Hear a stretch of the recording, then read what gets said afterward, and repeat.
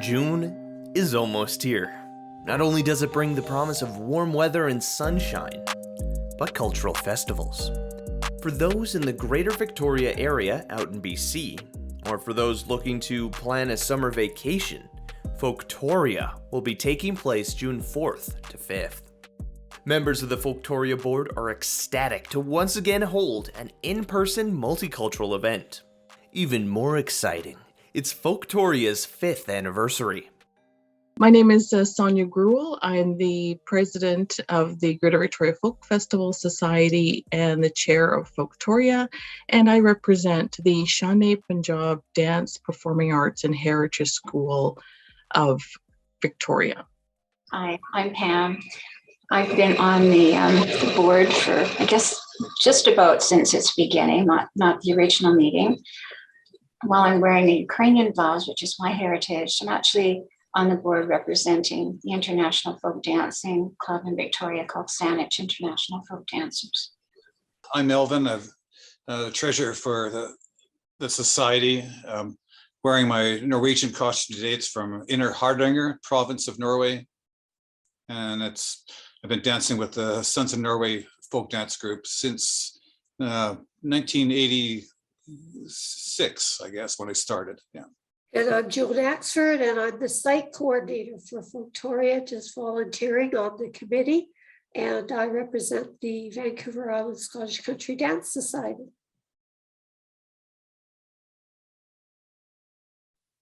Great group of people here representing a wide array of cultures, and there's going to be a lot to find out about Folktoria. How about we just start with what exactly is Folktoria? Thank you, Ryan. Folktoria is a festival held at Centennial Square, downtown Victoria, to bring together the various cultural groups and organizations once a year to host a free admission event. It is produced by the volunteers of the Greater Victoria Folk Festival Society, and the volunteers are representatives of the various cultural groups and organizations that participate in Folktoria. And Folktoria also is also open to anyone who wishes to share their passion for folk culture through dance, song, music, food, arts and crafts, and more. And furthermore, there's an opportunity to engage and learn about the cultural organizations who will be present at the event. It brings the community together and represents the various cultures to tourists as well.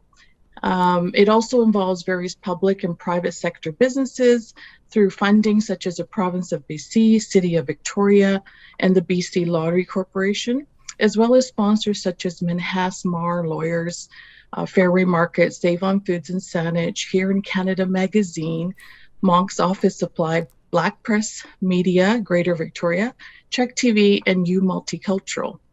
For other organizations such as the Royal BC Museum, it's an opportunity to display upcoming exhibitions, or for the Greater Victoria Public Library, for their diversity inclusion department, allows them to share their multicultural selection of books and hear from the public. For the University of Victoria, for example, it allows them an opportunity to engage with the community for multicultural programs as part of their strategic plan. And it also provides opportunities for volunteering for all ages. For example, youth in high school, the hours can be put towards their high school graduation, or for new immigrants who want to get involved with the community. It is also a revived legacy of what once was the Folk Festival, which was produced by the Greater Victoria Intercultural Association for approximately 30 years at Centennial Square. Last time that we spoke, there was a little uncertainty whether or not it would be able to be in person. I guess just what is the reaction now that the event is going to be taking place? There's so many different people, foods, cultures represented, and it's just, it's a great time as we're coming out of the pandemic. Yes, this is very exciting news that we are hosting our return as an in-person event. And as you said, it's held June 4th, Saturday from 12 to 8, and Sunday, June 5th from 12 11 to 7. And so the reaction has been extremely positive. And people are, in speaking with some of the cultural groups and organizations, they're really excited that Folktoria is back. They're excited to get back into their dance studios or community centers to start practicing and getting prepared to be on stage. And in June is a pretty good month, and we're crossing our fingers for weather. And just being outdoors to perform, it gives them an opportunity to connect again with their students. And just, for my own example, just, getting back into dance and getting all the students ready, they're so excited, and you feed off that energy.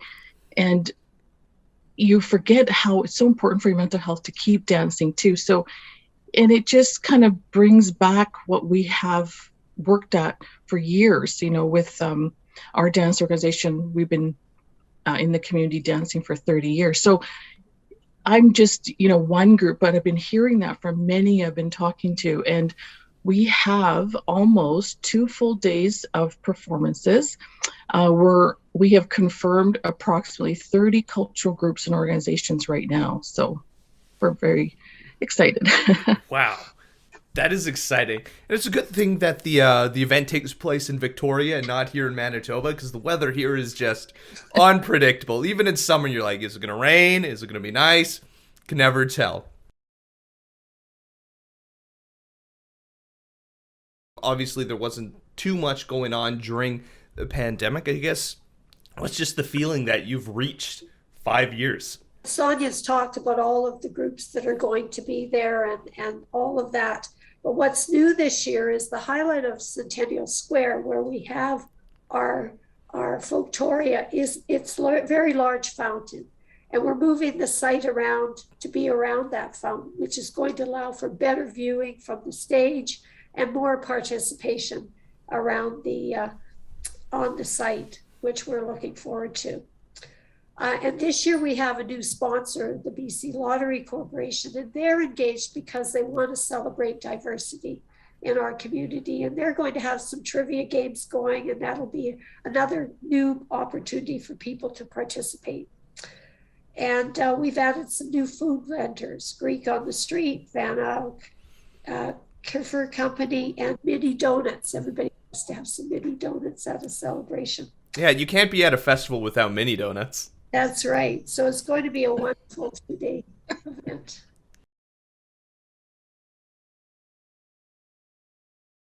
Why is it important to celebrate, diverse cultures in a community festival like this? So folk to all of us is our traditions. It's our cultures. It's preservation of our history. It brings back memories of our youth and stories of family and home. And the participants that we have are passionate about sharing their music, their food, their dance. And the sharing of those folk traditions is a way to create understanding in our community. I come from a widely known culture. Most people, when they see the tartan or they hear the pipes, they know it's Scottish. But I know very much less about the Korean community, for example. So when I get to see their music or hear their music and see their dance and have the descriptions of their dance talked about, I better understand that community. So Folktoria is a way to touch people emotionally, create appreciation for what we have in common and what we have as acceptance of our differences. So that's what Folktoria means to me, I think. And the variety of food doesn't hurt either. That's right.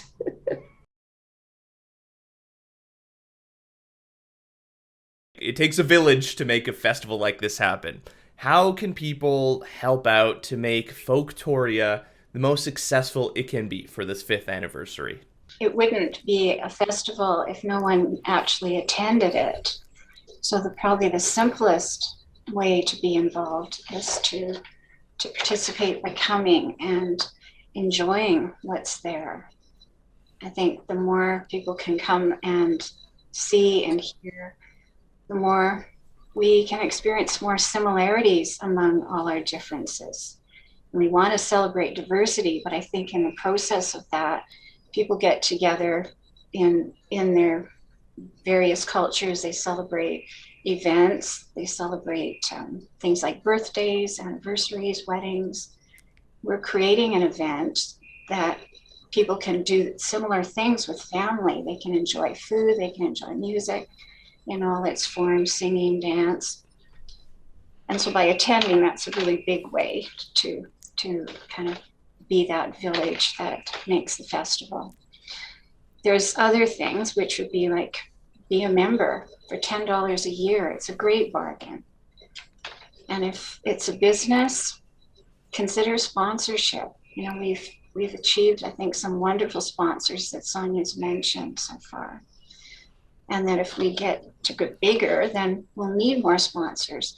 It's expensive, especially in the areas of insurance and setting up a stage, having security.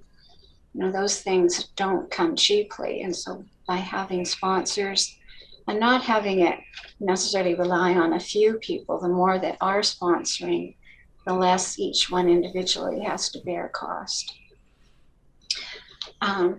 Being involved by attending these directors' meetings. I think people are afraid they'll get kind of poked into certain jobs, and that might happen. But I think it's important to understand what we discuss and how we plan. It takes the year to create the festival. So that's a big part too, is just consider listening in on one of our meetings.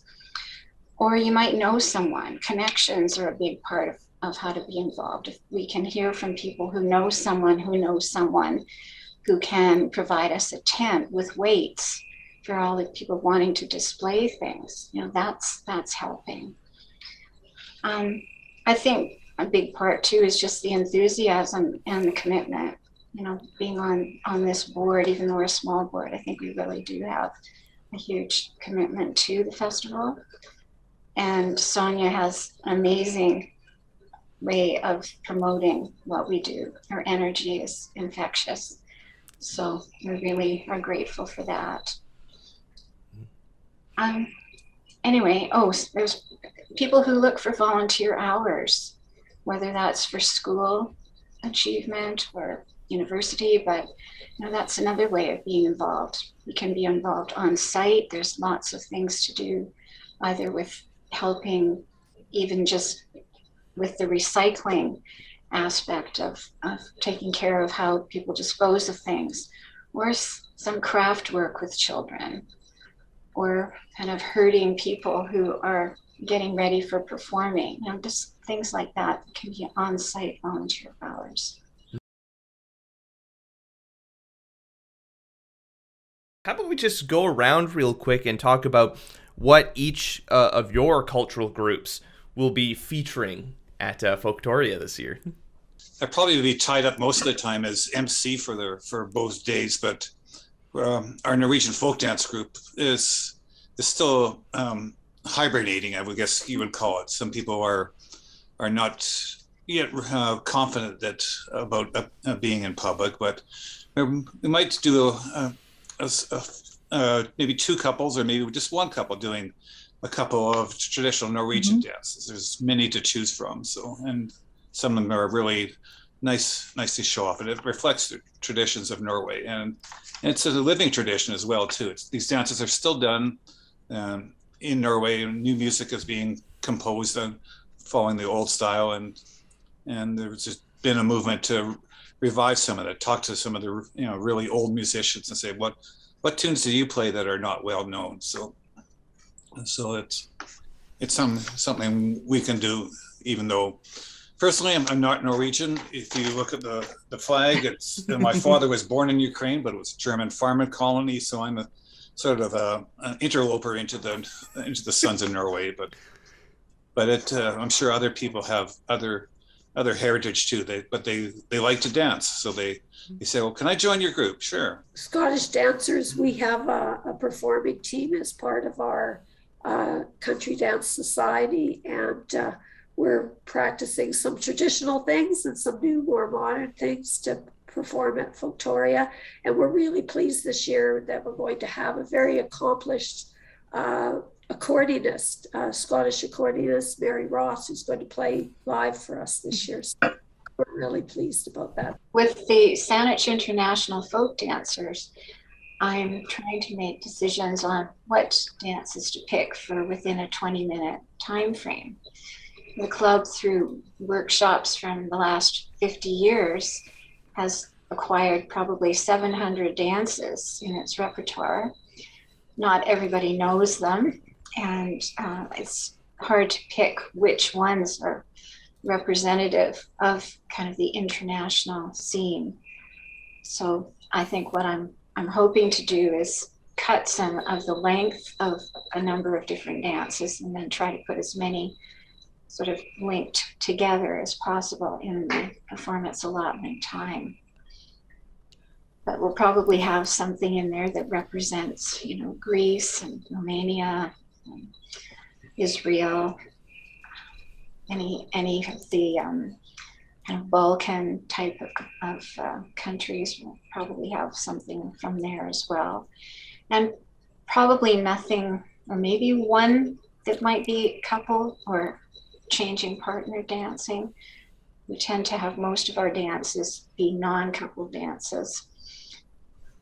Not that we don't like couples, it's just we required dances and different workshop instructors. A lot of dances were village style circles of handheld people, or short lines, shoulder holds, or W, like raised hand positions. So I haven't figured out the performance yet, but I'll have fun trying to pick it out. With the Shani Punjab Dance School, our dances represent the northern region of Punjab, India, and the dance that primarily that we're focusing on is Bhangra. And so we had a practice yesterday, and we started February 27th. And just yesterday, our ethnic dresses arrived from India. So for one group, so they're very excited. We spent yesterday trying them on, and the children are very excited. So our group will be representing a lot of young students under the age of 23. So we have approximately 25 to 30 students participating. And yeah, they're very excited. They've been practicing. Some are so young that I told them yesterday we're going to do a performance, and they're like, oh my gosh. So it was just the reactions are beautiful. They're very excited. June 4th and June 5th, it's going to hit us faster than we realize. Where can people go to find out more information? And will there be a cost to admission? Just to put it up here, we have a Facebook page, Folk at Home, and we have a website, folktoria.ca, and you can always catch us by email, folkfestivalinfo@gmail. The difficulty we have is Centennial Square is wide open with many entrances, so we've made it a free festival rather than fencing off all those entrances and forcing people to come and pay an admission fee. We will have donation boxes to people who want to donate as they come in or go out. So we're trying to get them interested and sign them up as members. So yeah, exactly. So free event. So why not check it out? Enjoying the content from You Multicultural? Subscribe so you can stay up to date with everything that we're doing. I'm Ryan Funk. This was You Talk, and have yourself a good one.